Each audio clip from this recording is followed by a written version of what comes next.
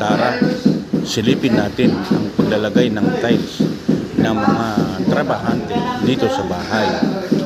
Tignan natin kung paano ang kanilang paglalagay ng tiles. Pero bago sila maglagay ng tiles, nagbakbak muna sila ng lumang tiles. Ayan, kung nakikita ninyo, yan yung binakbak na nila. At ngayon, inuumpisahan na nila ang paglalagay. Ayan, sinusukat-sukat muna kung lebelado.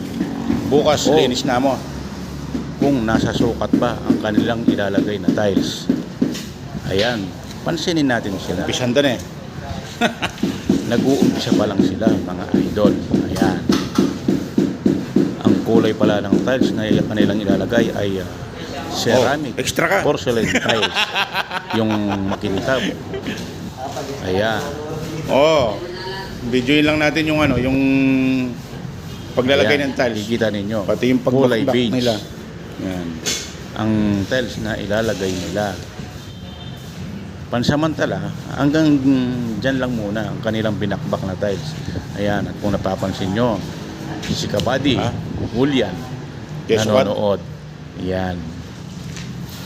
Ayan. Kanya-kanyang kuro-kuro sila. Kasi nga, sabi nung isa, may daya yung paglalagay nung una.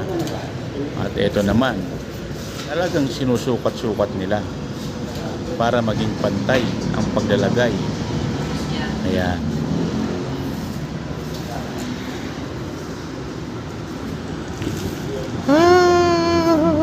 At ito naman pala ang gagamitin nilang pampukpok ng tiles para hindi mabasag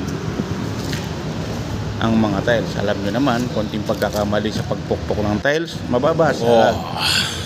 Mga rubber, plastic, yung natapos hammer ang kanilang gamit sa loob. Mura lang yan na nabibili sa TikTok shop. Kaya kung gusto nyong gumamit ng ganun, order lang kayo sa link na nakikita ninyo. I-click nyo lang, tapos check out. Yun, magkakaroon na kayo ng plastic hammer na pan-tiles. Kahit kayo lang ang maglagay at magpuktok, sigurado hindi yan mababasag dahil rubber yon.